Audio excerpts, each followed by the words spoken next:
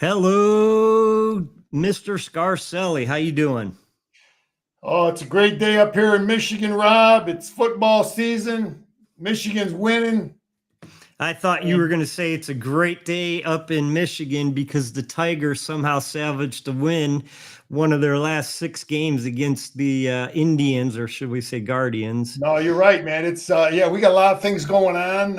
The Lions big win at Baltimore, and the Tigers are in the hunt, and they got to get it right, man. They've been on a slump, but a lot of excitement going on around in this neck of the woods.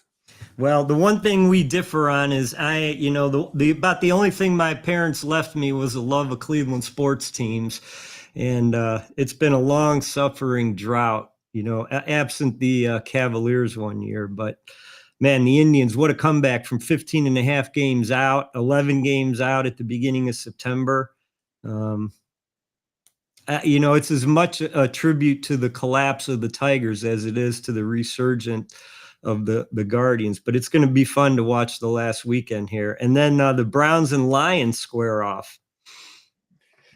Yeah, Mason Graham and the Browns, and yeah, a lot of excitement with the Lions, and that's a huge win to go to Baltimore and win, and But we got Big Ten Absolutely. football, Rob. I'm fired up. We got a great weekend of Big Ten football, man. Wow, it's going to separate the pretenders from the contenders, I think, right? Yeah, we're starting to see a little separation with some teams. Where some are maybe a little better than you thought, and a couple more weeks, we'll get a real good feel of things. And Indiana looks like they're better than as good as they've been. So Yeah, well, let's talk a little bit about the upcoming Big Ten games before we get into our film review and our picks. USC, Illinois. Boy, was Illinois probably the most disappointment last week. yeah, it's a combination of Indiana is now. I mean, when I played, and I've talked about Indiana, it was like God, just putting them in the talking about Indiana like they're Michigan, Ohio State. That's where they're at from a coaching. They've got fans, they've got a home field, they've got noise, they've got energy and momentum, and they got defense. The guy brought in good players, and in both sides of the ball, and he brought in a quarterback. The guy can coach. Signetti can coach. In Illinois, it looked close for a minute, and then they just looked like they gave up. Um, yeah, really, really discouraging from the final score. Like almost like they didn't want to compete, but yeah, you what you see is maybe Illinois is not as good, and Indiana is.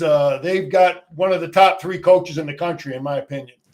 Well, we're going to talk more about Indiana later. They're going to be one of our featured picks this week, which, by the way, a 3-1 record on our picks against the spread last week, Jim, brings us to 7-3 on the year against the spread. Not too shabby, right?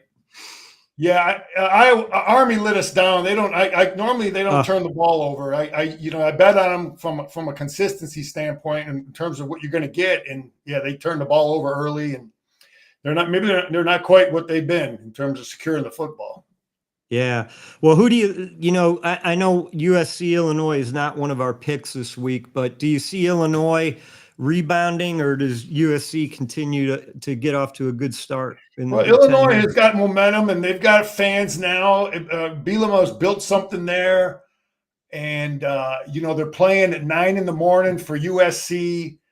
So it's the USC's got to travel now. So the mindset, you get your butt kicked. They would have had Illinois would have had a highly enthusiastic week. They're getting challenged. Their fan support will be there for them. Bielema is a good coach, and I would expect a much closer football game. Illinois has a quarterback. They have a defense. They got a good coach. I would expect a competitive football game. Ohio State travels out to Washington. At first I thought the line might be a little bigger. What kind of game do you think Washington can give Ohio State? I think they can put some points on the board at Yeah, least. that could be. what's his name? Newhouse called for an upset. It could be. It could be. I mean, I played in that stadium. It's loud. They have a home field, legitimate home field. Washington has a coach. They've got a fast little athletic quarterback. Jed Fish, a good coach. 8 points. You know, hey, you know, he's got a good defensive coach. He's got the guy that was at Illinois, you know, when they had good defense. You know, Ohio State's got great athletes. They've got but has that kid been on the road yet? You know what? That's a good point. That kid hasn't played on the road in the start of the football game, the quarterback, right? Yeah, and Washington's a tough place to play, as you said. It's not. I played in that stadium, and it's loud and it's nasty. And that will be an interesting deal there. You know, even though Ohio State will have better players, but the athletic ability of the Washington quarterback is something real. Yep. You know, he's a little freak back there. He can throw it. He can run it. It'll be an interesting game. It could be. It could. You know, the upset. The money line could be a legitimate pick. Yep. And then the big one this week, Oregon, Penn State. Well, I actually bet Oregon like 6 weeks ago, getting 6.5.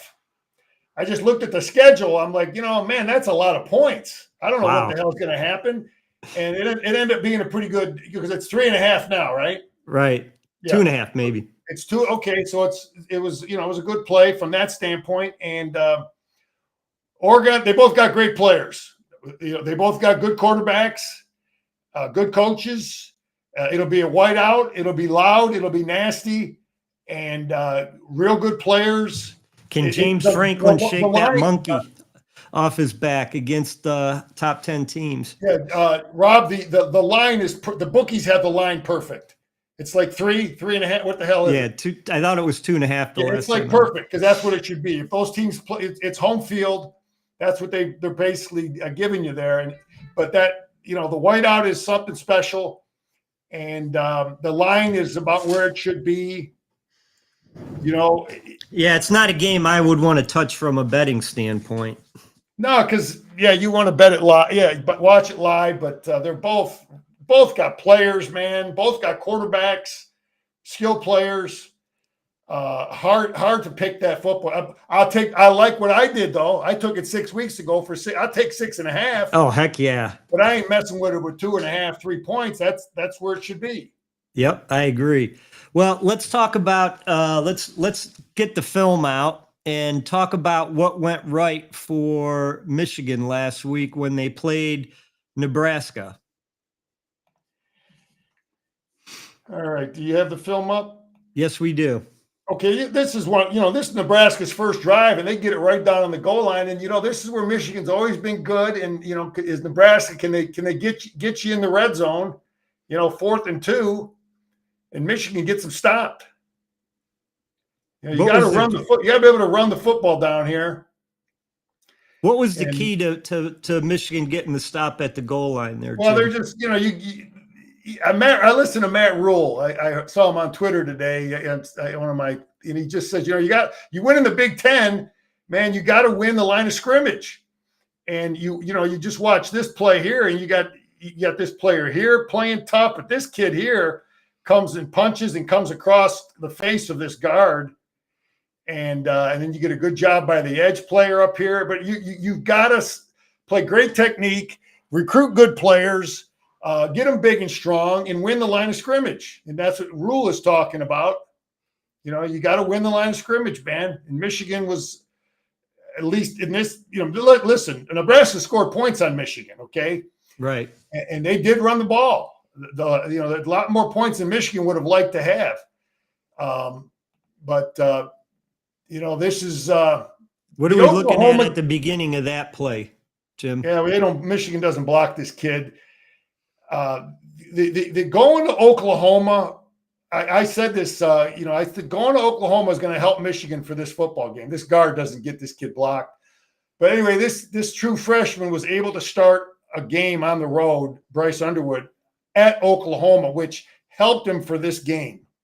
So even though Michigan lost that game, you get to play on the road in a hostile. So this center got to block. They don't pick up that stunt, and this kid makes something out of nothing. I mean, he doesn't make the first down, but at least a little more room to pump the football. Not very good protection. I'm going to go through some of this faster. They get a good hop here. Yeah, but yeah, you got to win a line. You got to win the line of scrimmage. I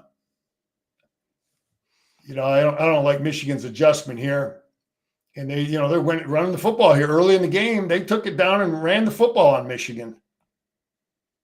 What did Michigan do there that you didn't like on the adjustment? The adjustment, the way they're lined up. Rob, I'll show you. Coaching is I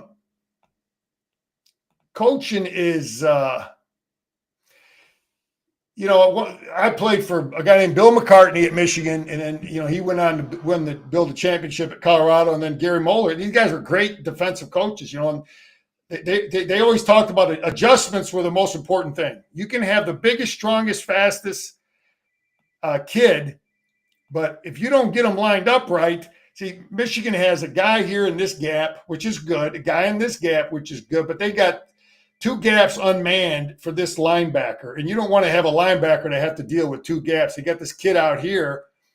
What we used to do is I played this position. I would be in this gap and try to clog this up and have a corner safety, somebody run support. Anyway, I don't like Michigan's adjustment.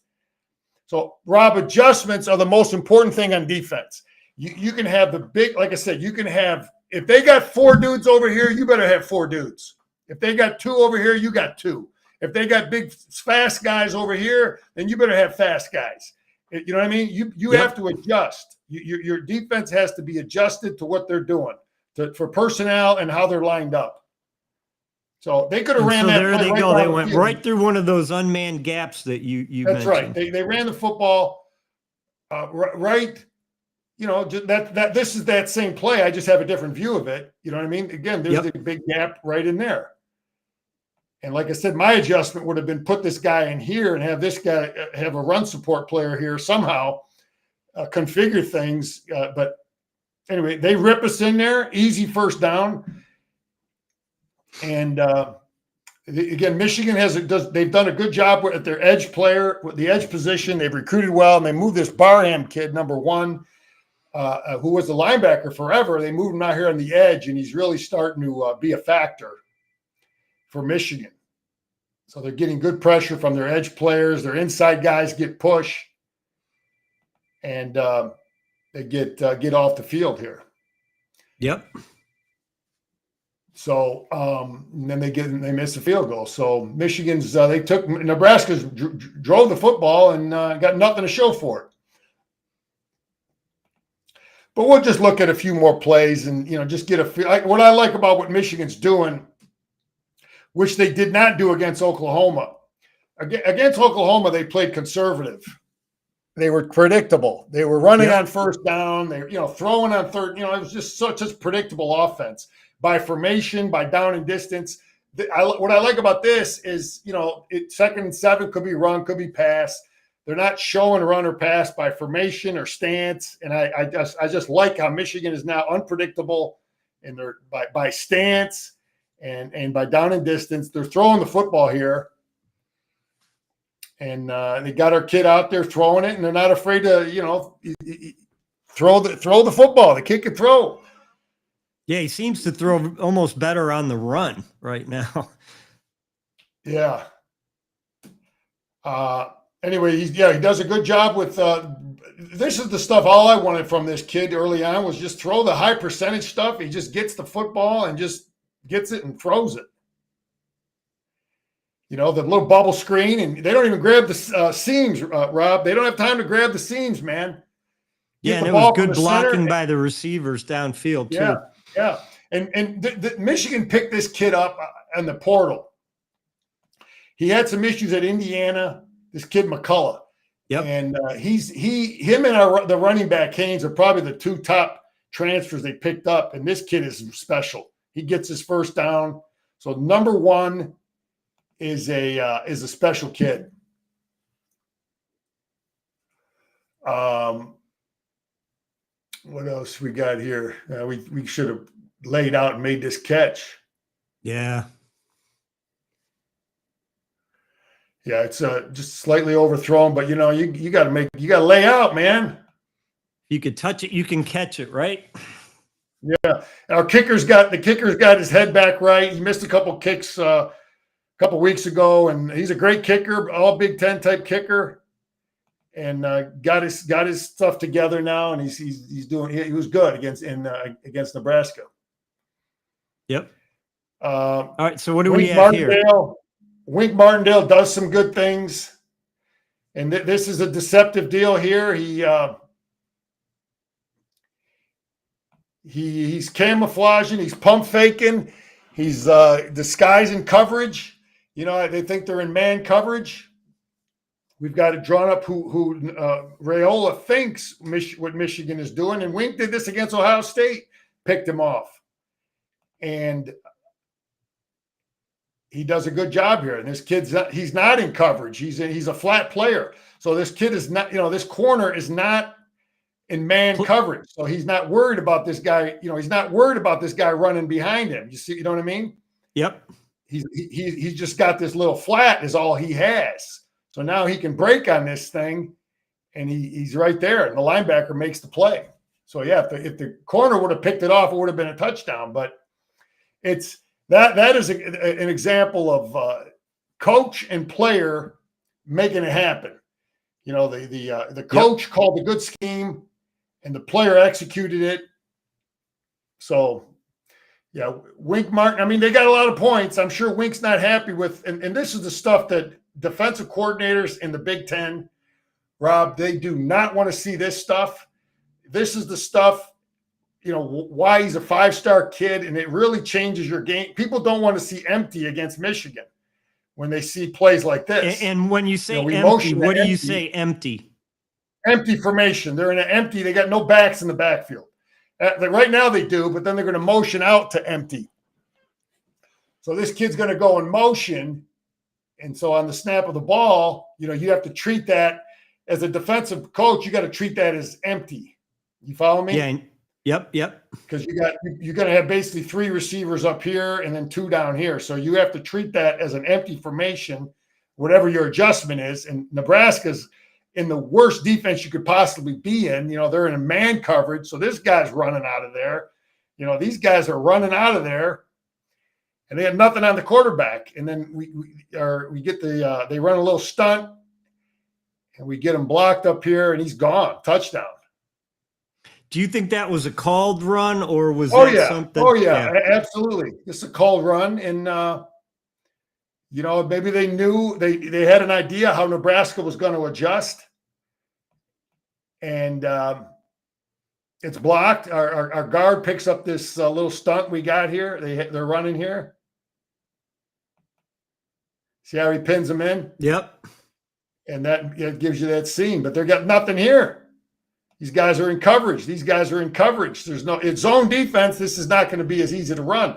But what this does, though, it may force people to be in more of a zone defense against Michigan.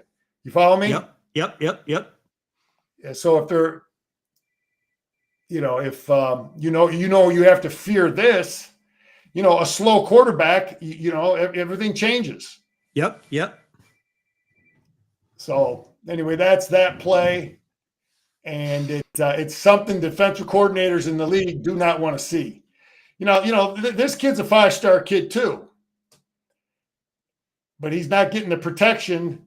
He's not getting. Michigan did a better job of rushing their guy, but this kid's not as fast as the Michigan. What kid. Do you mean 5-1 depth? We got 5-1 at the line of scrimmage, and I really felt it was important. Playing Nebraska, 80-degree day. They got the quarterback at 6 yards. They do a lot of passing. You got to have bodies up here. So they're in a 5-1 look. Is the defense they're in, but depth is what you have to have when you're playing and rushing the quarterback. Back in my day, Rob, we didn't rotate guys. You were sucking air, man. 75, 80 plays. These guys are smarter. Coaches are smarter. These guys are playing 35 plays. So you can play hard. You rotate. All 5 of these guys will rotate in, rotate out. So you got to have depth. You got to have bodies. You got to recruit bodies, good players, so you can rotate. And Michigan played a lot of defense. They probably played, 28 players in this game. They rotated a lot of guys up front. So these guys are all fresh. Yep. So you're rushing hard. And they got good pressure. They run a little stunt. And they, again, it's a lot easier to do that when you have depth. And this big mistake this player made. He fumbled the football here. Yeah. So he's got to, this was one of the biggest problems Michigan had last year. A quarterback stepping up in the pocket and fumble the ball. So Bryce has got to get smarter with that. The kid does a great job this is coached up. This kid does a great job. He didn't make it easy on Bryce. I mean, this is coached. Watch this. Boy, he grabbed the point of the football, didn't he? Oh, yeah. He just, this is coached up well. You work on this in practice, he rips it out of there. So that's coaching, and that's the player executing for Nebraska. I'll get to let's see what time. Yeah, we'll get to the end of the half. We'll end it at the half. Well, this is a big this is a flaw by Nebraska. This is coaching, big time coaching on Nebraska. It's a good job by Michigan, but Michigan really makes Nebraska pay for being in an unsound defense. Yeah, I see you had your favorite word, conflict. That's one thing, but this is a schematic screw up. Rob, here you got a defense here where this dude's coming out here. I don't know. They're trying to get this guy here, but they end up with 2 dudes out here. This dude's slanting over here. Okay. And what you end up is with a big hole right in the middle of the defense, and they're not sound. And this guy is trying to, so they're trying to do something here. But when you look at right now, how's it end up? How it ends up is this linebacker has like 3 gaps to fill. You got a guy blocking them. It's just too much room, man. Yep. That's terrible defense. This is unsound. That is not how that's designed. And 2 guys out here is not how that's designed. I guarantee you that. Okay, so you got a gap. You got a lot of gaps here, man, for this linebacker to have to deal with. Here. So, anyway, I think it's an unsound defense for starters.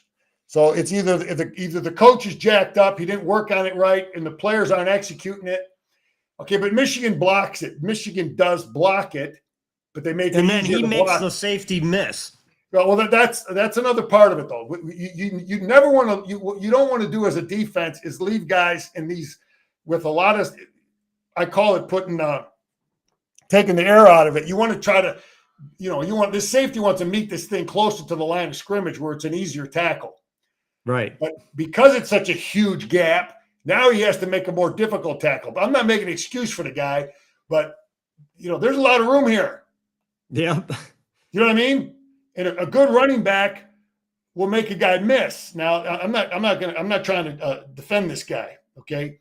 Good safety got to try to bring him down, but the defense didn't help out this safety. So this kid makes a play for Michigan. Michigan makes him pay for this unsound defense. And then the Michigan players made him pay. And this guy, this safety has to find a way to bring him down. He doesn't get it done. So that's a combination of Michigan players coached up, making them pay for being in an unsound defense. I want to get to the end of the half play. This is the Hail Mary. This is out of Nebraska. So Michigan's up 17-10. You got 1 second on the clock. And I don't like this. I don't like this defensive scheme. I just got done ripping on Nebraska's coach. You got a right-handed quarterback. The ball's on the hash marks. You got all this field out here. You got it, Rob. You got to know you have a lot of field for the defensive end to have to deal with. I played this position. to defend. So he's dropping this guy. So this player here is the contained player. So the last thing you want to happen is to lose contain of a right-handed quarterback with all that field. So that's mistake number one. You'll see how this guy gets pinned in. You see how he's pinned in right here? Yep. That's terrible. It makes no sense to me. Absolutely none. So now this guy's outside the defense. Now he can set up and that's terrible. And now he can launch. He has time for his receivers to get down the field. And then Michigan doesn't have a tall guy on the field.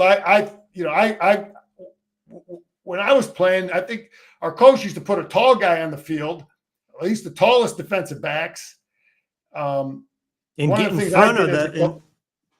Get in front of that, right? Well, it's hard. Yeah, if you're a 5'8" corner, Michigan has the number one is a 6'5" receiver. I would have maybe put that kid in the game. You follow me? Yep. Take out one of these 5'8" defensive backs. Anyway, this is a great play by them. They make Michigan pay. Michigan's that's not good. Dude's not even jumping. I don't know why you got defensive ends. This guy's a defensive end. Why is he out there? So I don't like Michigan's scheme. I don't like what they did. I thought Michigan got out coached there and out executed. And but it happens, man. They out coached us. We out coached them a second ago. Anyway, Rob, we got a lot of film, but that's about it for today. All right. We'll get back.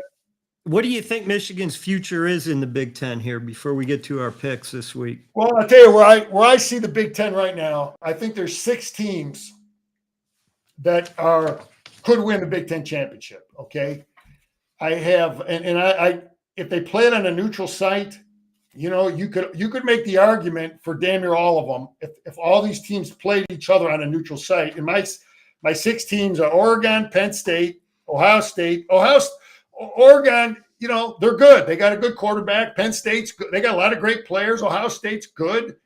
They got some question marks. We don't know. Indiana looked like a dominant football team. Okay, Michigan, they got a huge win on the road with their 5-star quarterback. The thing about Michigan, they're young and their quarterback's young, but every game there's going to be a huge learning curve. The talent and the speed and the athleticism. So I'm going to put Michigan in that same bunch. And a favorable schedule. Well, they do. They have a great schedule because, like I said, if they're playing Oklahoma on the road, having lost is not good, but it helped them big time for the Nebraska game. So it helped the quarterback. For his first start was in a hostile environment. It was a non-league game, so that was good. So I put Michigan there, and I put USC. So I put with USC is capable of beating anybody. They got a quarterback. They got a coach. He brought better players in on defense. He's got a run game. Michigan State is not a joke team. They end up Michigan State covered. We had them last week covering. Yep. Michigan State will score points. They don't have the defense. They got good coaches. He's got to spend some money on defense. You can see they don't have the athletes on defense. The guy's a good coach, John Smith. So I have 6 teams that right now, I don't have a whole lot of separation in those teams. Michigan could beat any of them. Ohio State could beat any of them. Oregon could beat any of them. But you can make the argument for USC could beat any of them too. Yeah, it's going to be interesting to see how it plays out. And then I had 2 other teams. I got Washington and Iowa that are right there.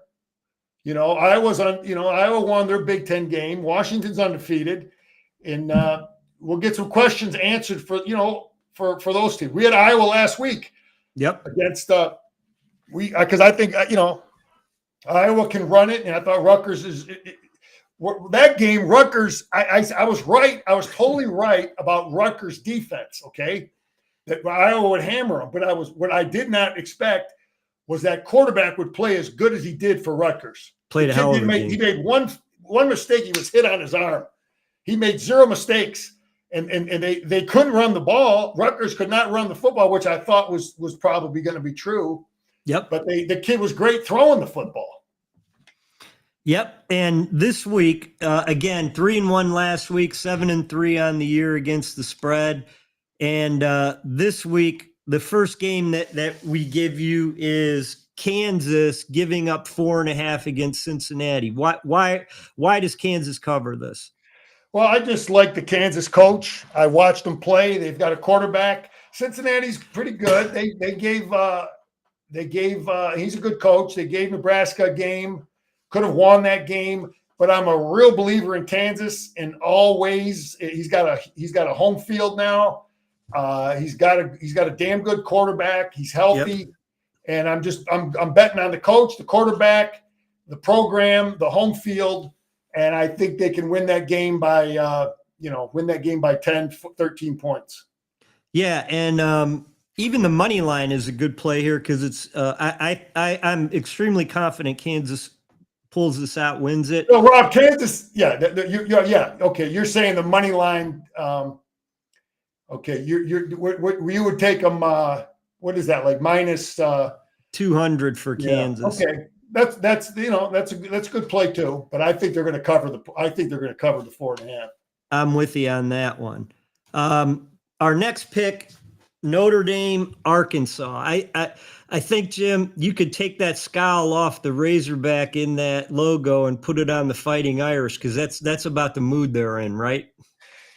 Yeah, the guy's a good coach down at Arkansas, and they'll have a decent crowd down there. And I'm just betting on the talent. Notre Dame has, the Arkansas might have 3-4 guys that could start for Notre Dame.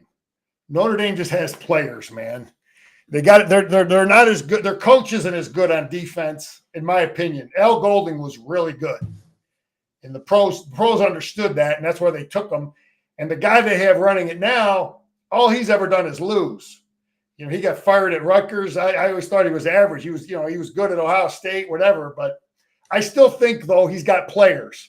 And Marcus Freeman is now 0-2. Marcus Freeman's a defensive coach. He's going to get the defense right. I'm betting on in this game, take why I like Notre Dame. They got too much damn talent. And I like Carr. I know his grandpa. I know Carr's dad.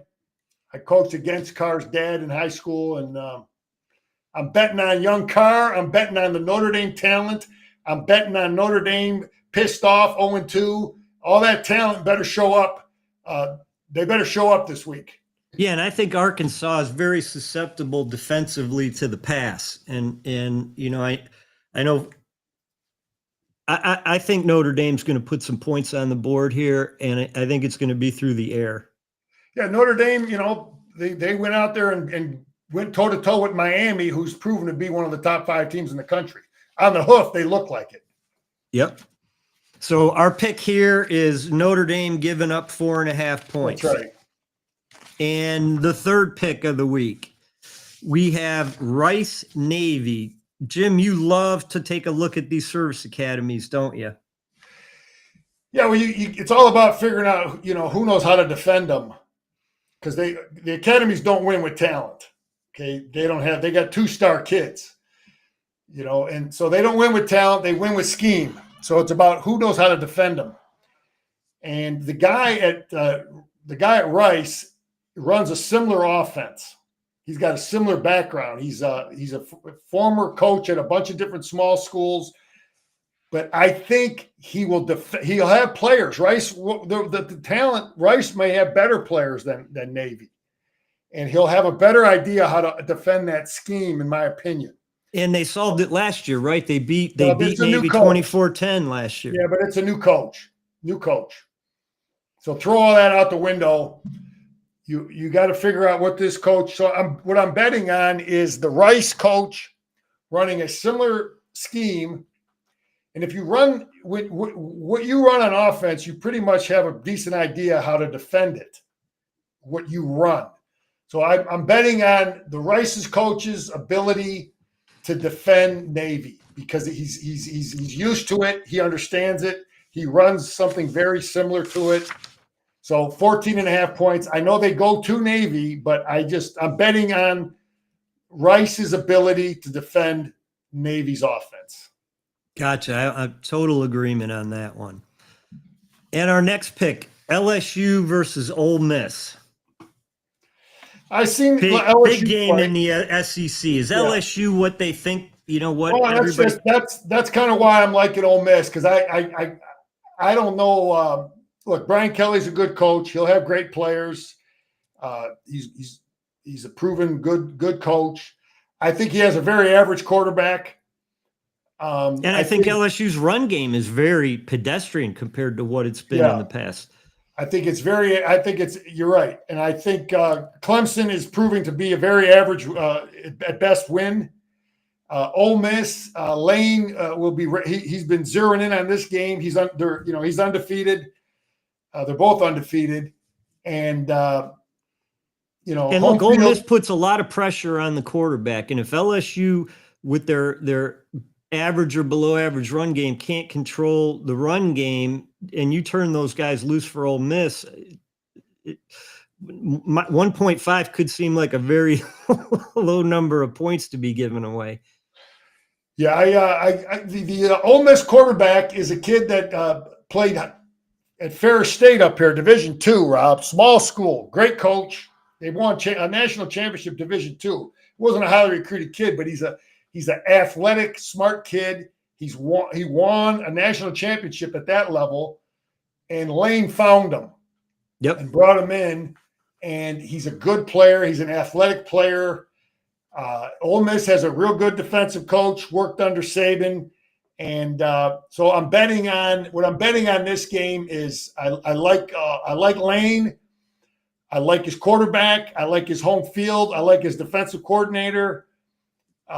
He had a dominant win over a good Tulane team, who's a real good coach. LSU, average quarterback. Their Questionable line's win. not up to what LSU is either. And I look at this game and I see Ole Miss's defense being the difference maker in this. I think they'll be able to get pressure on LSU. I don't think LSU is going to get the run game going. And if they have to pass, it plays right into Ole Miss's hands, especially. I think they have an average quarterback. I think even though the kid at Ole Miss hasn't started at many games at this level, I just think he'll throw it good enough, and he's an athletic kid. He'll make some first downs on third down. He'll make some stuff happen with his legs. So yep. Those are all the little reasons I'm taking Ole Miss. I got you. I'm with you 100%. I agree. Now, this last game's kind of like a bonus game, and originally this line has moved, and it's over a touchdown now. Indiana at Iowa. Originally, I liked the line, but I think Jim in this, I like the money line better. It's Indiana minus 325. Iowa's a difficult place to play, isn't it? Yeah, I played in that stadium, and it's nasty and it's loud, and they have a legitimate, serious home field advantage. The people they know what to do, and this game is scary. It scares me. I don't want to take because I'm so impressed with Indiana quarterback, coach, run game. Brought in good players, got defense, brought in defensive players. One of the top 3 coaches in the country is the guy at Indiana. The other one I like is at Kansas. I keep beating those. I like them as coaches. You can win at Kansas and you can win at Indiana. You're a good coach. Yeah. So that's that. Anyway. But the reason I like Indiana here is Iowa's passing game. They racked up a little bit of yardage last week, but really they only had 12 completions last week. And if you get into a basketball game with Indiana, which behind Mendoza at quarterback, I think you should expect it to be in one. I just don't see Iowa keeping up. Well, that's the question I have. Iowa's defense is normally Phil Parker. I played against him in college. Great defensive coach. And I did not see the typical Iowa defense against Rutgers. Again, they were throwing it, though, all over the place. And the kid had a phenomenal day because he knew he couldn't run it, but they did run it still a little bit. Iowa's defense is something that you can count on consistently to just be a certain type of rock-solid nastiness, smart, sound defense. And I don't know that I saw that against Rutgers. So That's Yeah, I something. definitely agree. I saw some defensive vulnerabilities there, and against that Indiana offense and Mendoza, I think they're ripe for the But the only, so okay, so I did see some doubts with Iowa's defense, but I saw something off. I'm just telling you how I look at this game. What I saw with Iowa's offense, though, is a quarterback that's a winner. He's been around. He's going to get more and more acclimated to playing at this level. They did win that game at Rutgers. He did some good things. They're going to be home. He'll have they'll be home, and the home field is the whole deal that has me staying away from this game because I played. Yeah, that's why I would switch to the money line on this with Indiana to win. I'm not sure that they cover with 8 though. Yeah, I'm not a money line guy on people that like. I go the other way. I don't like doing it that way, risking Gotcha. that much. But yeah, all right. Anything else to add, Jim, before we wrap up for today and get ready for this great weekend? No, man, it's a great weekend in the Big Ten. We're going to get some more answers and figure out where we stand. I think the people in the Big Ten, though, they want Penn State to beat Oregon. You got to because Oregon's schedule the rest of the way out. I don't know who's going to beat them. Right. So you to get into that Big Ten championship game, they got to pick 2. Are we going to have it? You're going to have 3 or 4 teams, 6, 8, and 1. You know what I mean? Yep. Whatever it is. How are you going to pick 2? So. I think everybody wants you want Penn State to beat Oregon because Penn State has a couple. They got to go to Ohio State. Yep. So if you're a Big Ten fan, I think you're cheering for your team. That's what you want. But well, I'm getting excited. I'm about to hit the road. All right, brother. My company Pure Way is sponsoring the Black Mountain Blues Festival today. All the funds are going to aid the Hurricane Helene victims. There's still a lot of rebuilding and devastation, even a year after that hurricane. So looking forward to supporting that this weekend. Sounds good. I want to thank Quick Cut, the people that we used for our video analysis. Great program.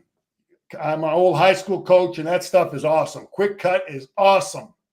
Awesome. And, of course, we love FanDuel, don't we, Jim? That's right. I love FanDuel, man. You bet FanDuel, and you get I like the live betting, the ability to watch a game and bet live, and you can watch a little bit. And if you get a feel for what you like, who's winning up front.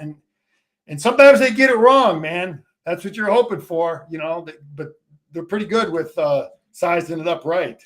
Amen. Well, let's see how we do this week. We expect our winning streaks to continue. Everybody have a great weekend. Jim, I'll talk to you soon. All right, man.